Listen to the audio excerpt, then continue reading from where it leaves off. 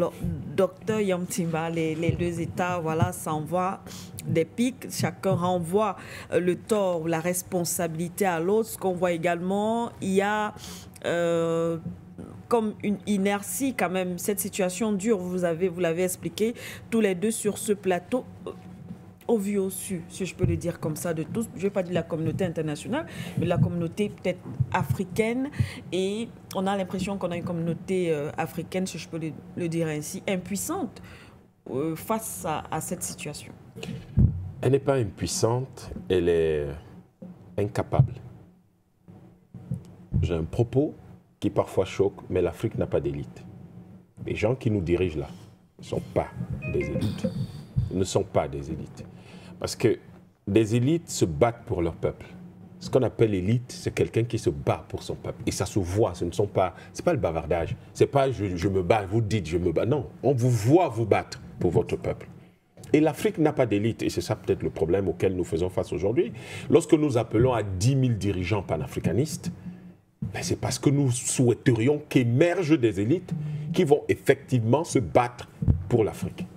Je viens de vous envoyer 2 cartes, parce qu'il faut qu'on explique les choses sur le terrain. Quand on les explique de façon purement théorique, quelquefois, ça peut paraître un peu surfait. Je viens de vous envoyer 2 cartes. Oui, la réalisation va S'ils peuvent commencer par la dernière, celle qui montre le monde, la map monde, et ça permet la dernière, la plus colorée. Lorsque l'ONU vient nous raconter, oui, on condamne ci, on condamne ça, sans citer d'ailleurs le pays, disent les pays qui soutiennent le M23. Non, l'autre, pas celle-là, celle qui montre le monde entier. Et ils disent, oui, on condamne. Mais vous condamnez quoi? Vous condamnez quoi? Quand il s'agit de l'Ukraine, vous ne condamnez pas, vous envoyez des armes. Vous positionnez, on voit que vous décidez d'aller régler le problème. Donc, sur l'autre carte. Donc, oui, ça vient. Okay. La réalisation, s'il vous plaît. Donc, vous constatez qu'en réalité, les pays occidentaux qui manipulent justement l'ONU, contrôlent l'ONU pour le moment, les Chinois et les Russes regardent pour le moment. Je crois que les BRICS en général les laissent encore faire. Ils condamnent. Mais vous condamnez quelque chose dont vous connaissez très bien les raisons de la persistance. Vous avez un pays bloqué depuis 1990 par l'Église catholique. Le président de la conférence épiscopale nationale, demandez-lui si la conférence est achevée, quelles sont les conclusions de la conférence, personne ne sait. Depuis 1990. Ça fait 35 ans. Donc, ils ont bloqué le pays et vous savez que ce sont ces gens-là, particulièrement parlant de la RDC, vous connaissez le discours du roi Léopold II. Et ils ont continué à faire exactement la même chose. Et ils sont capables, ils ont pu bloquer un pays parce que tout à l'heure, quand vous regardez cette carte, voilà la carte des conflits dans le monde. Parce que nous parlons de la RDC en la replaçant dans le contexte international, on comprendra mieux. Voilà la carte des conflits majeurs actuellement dans le monde. Et vous voyez que la République démocratique du Congo, on vous dit bien, c'est le Nord Kivu. Donc vous voyez toutes ces cartes. Quelle est la stratégie? Que la carte reste à l'écran, pardon. Quelle est la stratégie du gouvernement Trump? Le gouvernement Trump dit, vous voyez la mer de Chine. C'est ça qui intéresse le gouvernement Trump. C'est la guerre économique avec la Chine. C'est pour ça qu'ils veulent mettre fin au conflit qui a lieu en Ukraine, aux histoires entre les Palestiniens et les Israéliens. Ils veulent mettre fin à tous ces conflits. Ils veulent que ça s'arrête rapidement parce que pour eux, le cœur de l'opposition aujourd'hui à l'hégémonie américaine, ça vient de Chine. Et ça se place à mer de Chine où les Chinois créent des îles artificielles pour étendre leur influence au point d'avoir parfois des frottements avec leurs alliés comme le Vietnam ou les Philippines, ou les alliés comme le Vietnam et certains de leurs voisins comme les Philippines. Les Américains veulent concentrer leurs forces dans cette zone-là parce que leur gros problème, c'est que la Chine est en train de les dépasser sur le plan économique. Et ça, ils ne peuvent pas le tolérer. Ils estiment que l'Amérique, c'est la nation de Dieu sur terre. Après Rome, voilà. Au-delà de la Pax américaine, c'est qu'ils estiment que l'Amérique doit rester la première puissance économique du monde. Or, la Chine les a dépassés. Il faut donc aller détruire la Chine. Et l'Europe s'est affaiblie. Ils pensent de plus en plus à coloniser l'Europe. Quand ils parlent de Groenland, Canada, Groenland, vous voyez comment ils évoluent. Ils vont vers le nord et le nord-est. On prend le Canada, on prend le Groenland. Dès que vous avez pris le Groenland, vous commencez à prendre le reste. Et la Grande-Bretagne le Royaume-Uni est sorti de l'Union européenne, ça veut dire qu'ils ont déjà un pont pour pouvoir y aller rapidement. Quand tous ces conflits se seront donc, si le gouvernement Trump réussit à arrêter ces conflits majeurs, parce que si vous arrêtez le conflit Israël-Palestine et le conflit en Ukraine, arrêter une bonne partie des autres conflits va s'estomper. Tout ce qui se passe au Mali, au Sahel, là, la Libye, etc., ça va s'estomper un peu. Mais ils vont... Et donc, quand vous allez faire ça, la prochaine carte permet de nous comprendre ce qui se passe réellement à RDC. Voilà le vrai objectif en Afrique. Vous voulez, les Américains veulent contrôler, veulent finalement bloquer la Chine et rester les maîtres du monde. C'est ça qu'il faut contrôler. Voilà ce qu'il faut contrôler en Afrique. Ces matières premières. Parce que ça alimente l'industrie et l'économie chinoise. Les Africains, ils ne s'en rendent peut-être pas compte, mais nous représentons 33% des matières premières exportées dans le monde, qui devraient nous rapporter entre aujourd'hui autour de 35 000 milliards de dollars. 35 000 milliards de dollars de revenus d'exportation, c'est supérieur au PIB de la Chine, qui est le PIB le plus important dans le monde et qui tourne autour de 30 000 milliards de dollars. Les États-Unis sont autour de 27 000 à peu près. Donc, les conflits que vous voyez là ne sont pas des conflits qu'on va organiser par hasard, ne sont pas des conflits qui arrivent par hasard. Ils sont organisés. Regardez la quantité de matières premières qu'il y a en RD Congo, de matières premières stratégiques, entre le cuivre, le lithium, vous avez du cobalt, mais vous avez également les autres qu'on ne cite pas. En réalité, tout ce qui est sur cette carte, vous le trouvez en RDC. Et beaucoup d'autres choses encore. Et du coup, on va s'arranger à pousser au bout. On a déjà réussi à diviser le Soudan parce que le Soudan, c'est une mer de pétrole, c'est une mer d'hydrocarbures. Là, on ne le présente pas vraiment, mais c'est une mer d'hydrocarbures. On les a divisés en deux parce qu'on se disait que le Sud qui est chrétien et une bonne partie des réserves étant dans le Sud, comme c'est des chrétiens, les affinités avec l'Occident vont faire qu'ils vont pouvoir puiser le pétrole facilement là-bas. Bon, ça s'avère beaucoup plus compliqué qu'ils ne le croient. Et la RDC, ils vont utiliser dans le tout petit Rwanda qui est là, au nord-est, pour pouvoir fragiliser la RDC en lui donnant les moyens les plus importants pour fragiliser la RDC.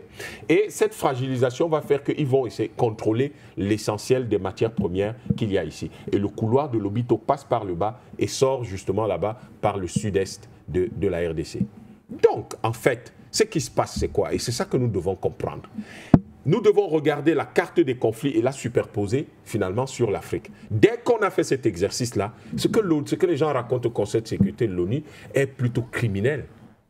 Ça donne l'impression qu'une bande de criminels se sont assis au Conseil de sécurité et ils sont complices des 20 millions de morts qu'il y a eu au nord du Congo depuis 30 ans. Et la fameuse église catholique qui présidait la conférence nationale souveraine du Zaïre ne dit rien. Ils ne disent rien. Or, il y a 20 millions de morts. Là, l'équivalent de ceux qu'on a tués pendant la colonisation. Si les gens sont capables de perdre 20 millions de morts, à votre avis, la population, c'est quoi? Si vous perdez 10% de votre population, ça se ressent. Là, pour le moment, on ne ressent pas que le Congo se vide. Ça veut dire que 20 millions de morts, ce n'est pas 10% de la population du Congo. C'est beaucoup moins. C'est peut-être 5, 3, 2% de cette population. Et vous voyez donc ce pays niché au cœur de l'Afrique. Et vous avez des dirigeants qui ne sont pas des lumumbistes, qui ne sont pas des panafricanistes, qui ne sont pas des révolutionnaires africains, qui tanguent là entre l'Afrique de l'Est, vous voyez là où il y a le Kenya, et l'Afrique centrale. Et ils ne se décident pas. Madame, c'est ça l'enjeu. Cette carte vous montre quel est l'enjeu de ce conflit.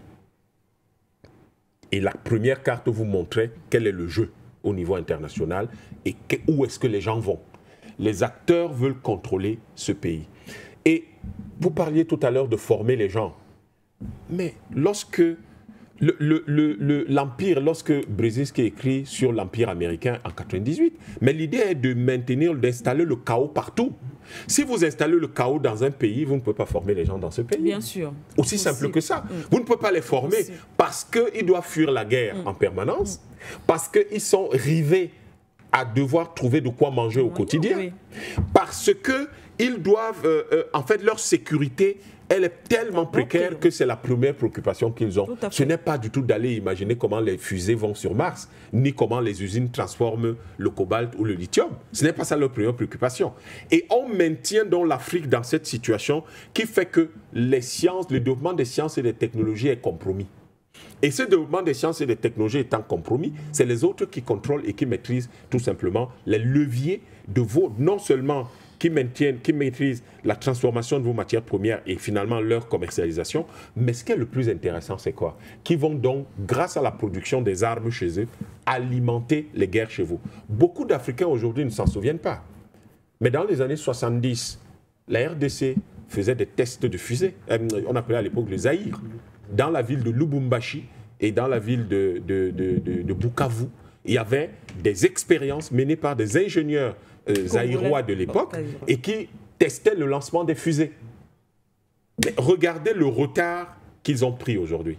Imaginez que ceux-là, ils aient connu la paix et qu'ils n'aient pas été un pays sous néocolonialisme exploité honteusement par tous les autres. Ça, c'est la vraie honte. Pas les histoires qu'on dit là, où on s'en prend honteusement à la souveraineté de la RDC, alors qu'on est assis tranquillement dans la climatisation du beau Conseil de sécurité, du bureau du Conseil de sécurité de l'ONU, et on commence à dire, ouais, vraiment, c'est honteux de faire ça. Non, ce qui est honteux, c'est que vous pillez le Congo et que vous êtes en train de détruire l'Afrique et que vous faites... En fait, ce qui est le plus grave, c'est que les Occidentaux, ils font en plus comme si nous, les Africains, ne comprenons même pas de quoi ils parlent, ni ce qu'ils sont en train de faire. Mais ils ont ces cartes-là, nous savons les lire comme eux. Elles sont produites, elles sont disponibles. Ils ont leurs gens qui parfois produisent ces cartes sans même se rendre compte que c'est du matériau pour nous. À nous, les Africains, de nous mettre au travail. D'exploiter les petits détails qui nous arrivent, qu'ils cachent toutes les informations stratégiques comme ils veulent. Nous n'avons pas encore les moyens de les avoir par des satellites propres, etc. Mais toutes les informations qui circulent, il va falloir qu'on les exploite. Parce qu'en fait, ce qui se passe au Congo, c'est la question des dirigeants. Vous ne voyez pas de vraies élites qui se battent pour leur pays parce que si le Congo voulait régler le problème, mais je vais vous dire, comment l'Angola a réglé le problème, madame? La guerre d'indépendance. Et c'est arrêté comment? Comment ils ont fait? Comment la Namibie devient-elle indépendante? Mais arrêtez de croire qu'il faut aller chercher les solutions dans le Nord. Est-ce qu'ils ont sollicité Cuba?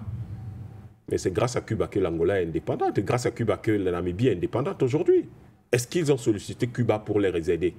Évidemment, vous voyez, quand je parle de Cuba, quel est l'impact? Oui. C'est que Cuba, c'est la ligne russe. Et que Cuba, c'est à 2 pas des États-Unis.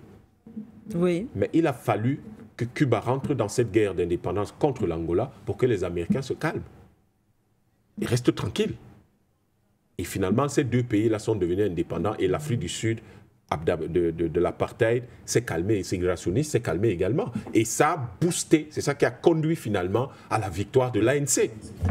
Nous ne devons pas oublier l'histoire. Chaque fois que nous oublions l'histoire, nous pataugeons là dans n'importe quoi et nous avons des dirigeants, nous portons au pouvoir, nous laissons arriver au pouvoir des dirigeants qui n'ont pas l'épaisseur suffisante pour affronter un certain type de problème. Merci à vous.